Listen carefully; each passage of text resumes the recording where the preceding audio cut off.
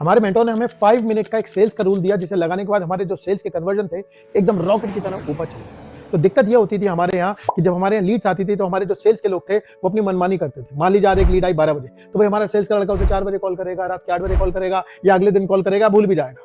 तो जब हमारे मेंटर हमारे सेल्स के प्रोसेस का रिव्यू कर रहे थे तो उन्होंने हमारे एक नंबर देखा जिसे कहते हैं सेल्स कॉन्टैक्ट रेशियो। इसका मतलब आपके पास कितनी लीड्स आई हैं, उसमें से आप एक्चुअली में कितने लोगों से कॉन्टैक्ट कर पा रहे हो।